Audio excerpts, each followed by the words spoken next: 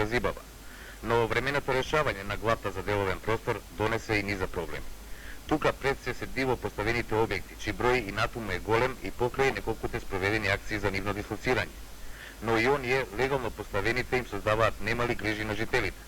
Пред се, масовно е присутна узурпацијата на просторот околу времениот објект, па неретки се случаите еден собственик на киоск од 2 квадратни метри да користи 10 пати поголема површина по околните требници и тротоари, и при тоа, нарушувајќи го изгледот и функцијата на тој простор, бесплатно и нелегално да остварува огромен профит. Потоа, присутно е и масовно издавање на времените објекти, при што собствениците наместо да ја обавуваат својата дејност, за што впрочем ја добиле дозволата за лоцирање на времен објект, се претвораат во рентиери, нелегално стекнувајќи големи богатства. Голем е и бројот на оние изградени од тврда градба и со огромни димензии, како да се работи за траен, а не времен објект. Како и дали воопшто ќе биде можно нивно дислоцирање кога за тоа ќе дојде време е големо прашање. А времето наближува, бидејќи во општина Газибова веќе изграден деловен простор од траен карактер, кој за жал во голем дел е празен. Неговото купување оди бавно, а спроти огромниот број на барања за дозволи за лоцирање на времени објекти.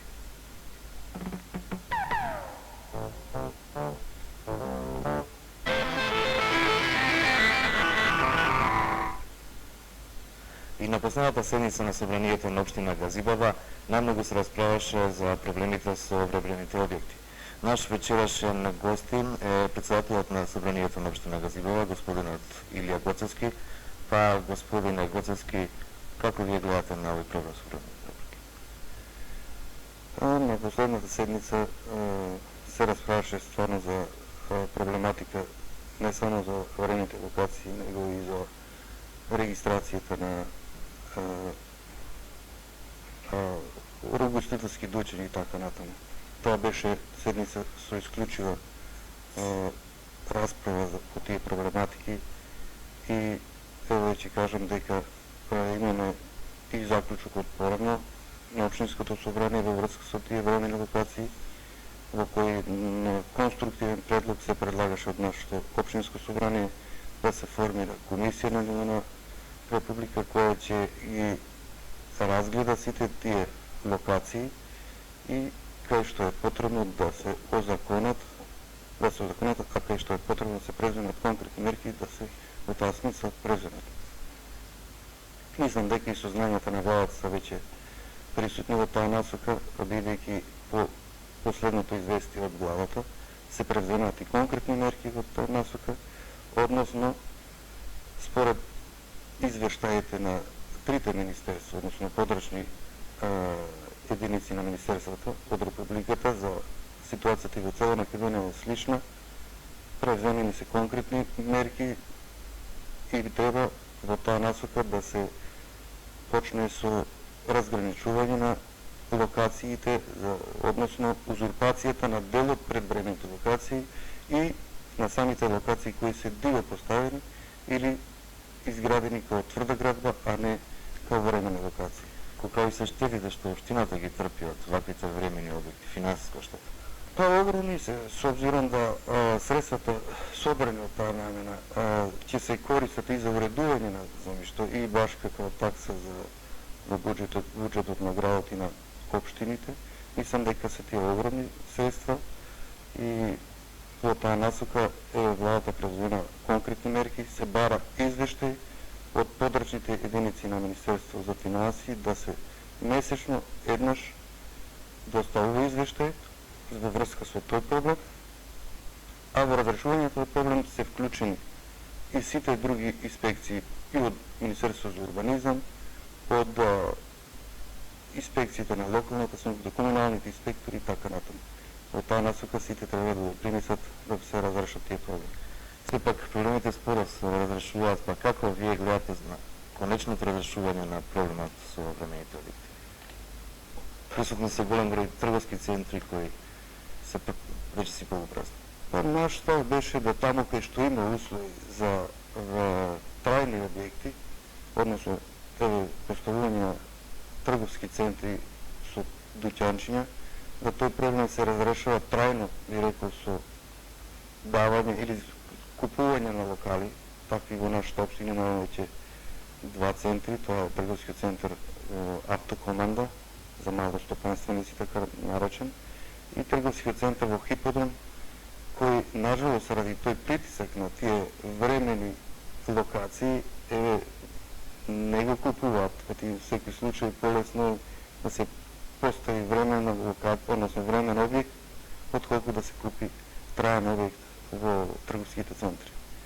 Наша заложба е да таму кај што се исполнети условите за трајни објекти во трговските центри, на тој проблем на тој начин се разрешува. Господин Гуцевски, за сега ви благодарам. Ние и понатаму во емисијата ќе разговараме за актуелните проблеми во општина Газибово и нашите гледачи ќе можат да се вклучат на нашите дежурни телефони. Марга Повел. А во општина Газибово спаѓа и така наречената источна индустријска зона.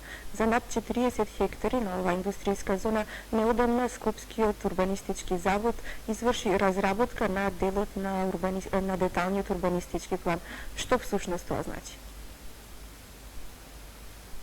Екипа проектанти од Скопскиот завод за урбанизам неколку месеци работеше на разработка на дел од деталниот урбанистички план за источната индустријска зона.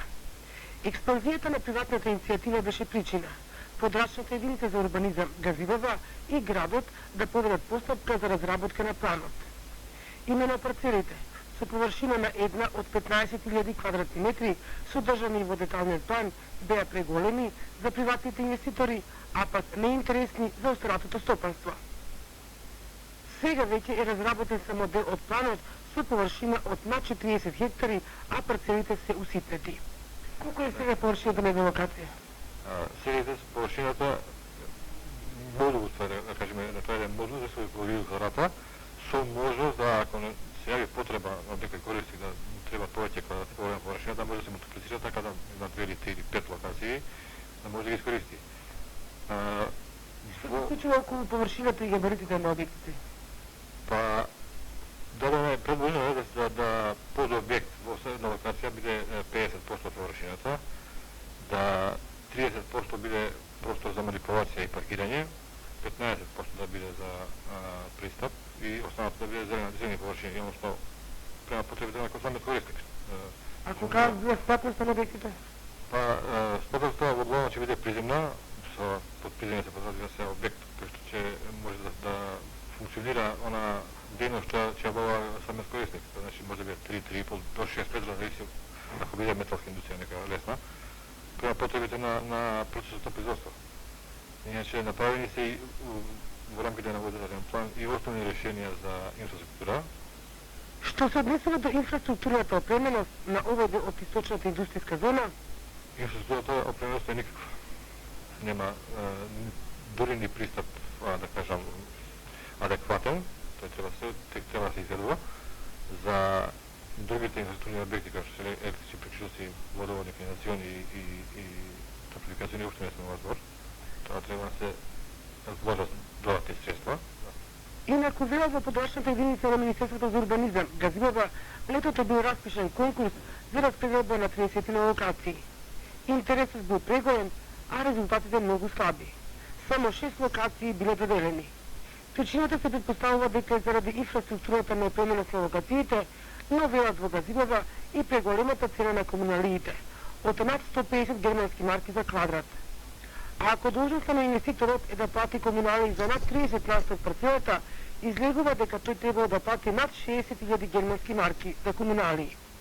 Уште пак поголема е неизвестноста на инвеститорите, што се потврдува со години наназад да платат за комунали, а при тоа градот да не го изврши договореното. Наскоро, веројатно, конкурсот ќе се повтори, па еве, ова велат во Газибово, нека биде повод градот и фондот за уредување на задржато земјиште да размисли околу цената на комуналиите. Господин Гоцевски, видовме во прилогот дека конкурсот за доделување на локација за простор во индустријската зона Исток не успеа, се јавиле само 6 кандидати. Зошто според вас е тоа така? Точно е тоа, ние имаме пред годишните одмори конкурс, меѓутоа можда баш тој период беше малку незахвален, да ви рекол, ако интерес имаше огромен, повеќе од 60 новостопанственици беа заинтересирани, а конкурсот многу малку се јави, околу 6, можда беше неизгодно време, ви рекол, а можда и вашиот коментар држи, тоа цената во старт е прилично висока, така да немаш интерес. Ние сега имаме повторна иницијатива да тој конкурс се обнови, да преку ПУИ као сервис на градот се исвалат тие единични цени за локациите и да се огласи. По закон за доделување на градено земјиште, доколку немаме поново конечно купувачи, конкурсот би останал отворен до конечно и би могло после директно спогодување. Наша заложба е, само би сакал овој момент да истакнам, да средствата собрани од распродавањето на тие локации се наменски користи, односно да се решава инфраструктурата на самата индустријска зона.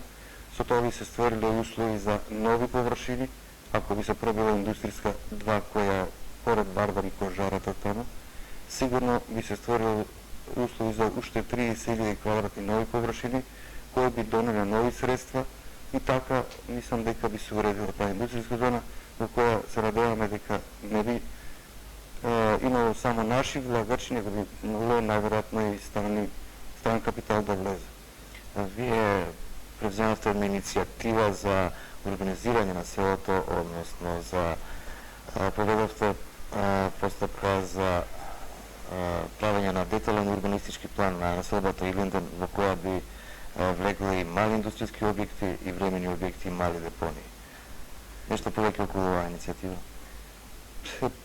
При тоа би сакал да кажам дека нашите населби, селски би рекол, се во овој момент оставени така. Тоа добиозува поодамна, бидејќи градот се грижи за уредување на основниот урбанистички план на градското подрачје, додека селските населби кои не се малку се оставени без решавање на таа проблематика, без детални урбанистички план, во добар дел од нив нема ни основни урбанистички плани. Па иницијативата потекна од наше собрание и со работка со подршка на единица на Министерство за урбанизам и имотно правно би требало, а одма би сакал да нагласам дека во таа насока ни помага и Републичкиот завод за урбанизам, кој најдоа разбирачка за ситуација кога немаме ние средства да ги платиме тие детални урбанистички планови по селските населби, да тоа го прават без пари, а да после со лицитацијата си парципираат дел од локациите кои ќе бидат дадени на оглас и си го наплатат својата работа. Какви се објекти се предвидени? Повеќе од една недела веќе се оди на терен и во соработка со местните заедници, со населението, се дискутира за потребите од локали, односно од мало стопанство на село. Тоа се објекти од претежно од сервисно-занатски до трговски дуќанчиња, онаа што е најпотребно за населбите на село. Мислам со тоа би заживеале селата, би се растеретил градот и би се намали притисокот, би рекол, на Скопје. Наша девиза е почесто повтарана во доброто село го прави и добар градот. И накратко, дали е близко реализација на оваа ваша иницијатива? Па реков, ние чиниме напори, заеднички родиме во селата и се надевам дека брзо ќе дојде до реализација на тоа, пошто има и желба кај местното население за таквите локации. Има повеќе населби од местната за кои бараат локации, да речеме, во Петровец се јавуваат за апотека, за занатски дуќани, за сервиси и така натаму. Во Илинден има заинтересирани и поголеми, има и локации за поголеми објекти, би рекол, Радо Кончар е заинтересиран за сервисна работилница, за дигалки, мислам за лифтови, за монтажа на лифтови. Тука има и други рекоформации кои од друга страна би добиле поевтина локација, а со своето лоцирање таму по селските би дале и тон и белег на самото селска населба, односно би заживале и овие селски населби. Ви договорам, господине Богдански. На оваа села собирале пари, но уште ништо не е створено. Дали нешто се превзе? Мислам дека Црешово со водоснабдувањето ќе се разреши не само Црешово и Смилковци. Имаме издействувано и благодарение на согласност од железарница наша, од да изводат кајнак да се е дозволено 10 литра у секунда да се експлоатира за водоснабдувањето на овие две села. Проектот е даден да се изготви, го изготвува веќе проектантство при железарницата Скопје и најверојатно тоа брже ќе се разреши, односно ќе се со тој проект веќе конкурира за добивање на средства, поред делот што треба местното население да го слободи. Исто така со телефонот мислим брже ќе се разреши, бидејќи таму се е во изградба пошта од ПТТ и најверојатно после неговата изградба ќе се лоцираат и централа со броеви. Што е со другите села кои имаат недостиг од вода? Во иста насока, ние имаме посебни залоги во Општинско собрание и ќе се потрудиме да оваа година, барем во селата кои што немаат проекти, да се изготват проекти како би могли да се стартува со потребната документација за додолување на средства како од Република, така и од Градско собрание. Дејан Костовски прашува кога ќе биде асфалтирана улицата Крива Феја и кога ќе се пробие улицата Пехчевска. Овие две улици се во програмата за реализација оваа година и се чинат напори да се пробијат. Мислам дека сме на пат, близу сме до реализацијата. Се зависи од имотно-правното расчистување на самите локации, иначе имаме виза и од градски комитет и од ПУИ као сервис на градски комитет, односно на градот, дека оваа есен би требало да се реализира. Проблематично станува расчистувањето на имотно-правните односи на самата улица, меѓутоа да се надеваме дека ќе се реализира тоа. Ванчо Стојанов прашува, односно вели дека е дадена иницијатива за сменување на началникот на управата за имотно-правни односи. За кои грешки? Па тоа беше на последната седница расправа и заклучок на собранието, резултат на работењето на подршната единица на Министерство финансии и имотно-правни односи. Морам да кажам дека ние никога не менјаме, едноставно донесуваме заклучок и бараме од надлежните претпоставени органи во Министерство за финансии да се разреши резултат на натрупаните проблеми во управата на имотно-правни односи и така одлучи собранието, односно се заклучи да се бара негово разрешување. Анонимен гледач прашува по кој основ се издаваат решенија за времени објекти и дали се води грижа за еколошката страна. Времени објекти се издаваат според уредбата за услови и начинот за додолување донесена 1991 година, а се реализира преко подршната единица на Министерство за финансии и имотно-правни односи во општина Газилево, односно по општините. Јован Трајковски прашува кога ќе се уреди запуштениот спортско-рекреативен центар Хипово. Тоа е едно болно прашање, тоа е еден локалитет или спортско-рекреативен центар кој не му припаѓа ни на градот, а општината од своја страна нема буџетски средства за уредување тоа. Се чинат напори да се изготви детаљен урбанистички план на тој спортско-рекреативен центар. Идеен план е веќе изготвен, а детаљниот е даден на доработка, односно изготвување во Заводот за урбанизам на град Скопје. По неговата организација со попат на конкурс претпоставам дека ќе може да се изгради со попат на акционерство или така нешто. Иако тоа е власништво на клубот, Коњички клуб Илинден, али во соработка со акционери би могло да се уреди и да се заштити. Анонимен гледач прашува зашто не се рушат bespravно изградените времени објекти кои се од тврда градба и големи димензии, како например Раватница. Тоа е надлежност на инспекцијата при Министерство за урбанизам. Они имаат своја програма у соработка со подршни единици на Министерство. Веројатно на тој план они кога ќе го стават на ред тогаш или во секој случај ние имаме исто така заклучок кој као собрание исто бараме да се стават. За меѓутоа долго се привлекува овој проблем околу овие времени објекти. Дали некоја иницијатива од ваша страна може да придонесе? Наша иницијатива имаше заклучоци повеќе ги имаме на собранието на општина ургенција, би рекол. Сега мислам дека со најновиот заклучок на владата дека е тргнат од мртва тачка и мислам дека со тие заклучи што ги пред малку коментираме ќе се тргне и во реализација на таквите незаконски објекти. И на крају Уште едно прашање, што се предзема за елиминирање на проблемот со огромниот број на паркирани камиони низ улиците на општина Газибово? Па за тоа е надлежно Министерство за внатрешни работи.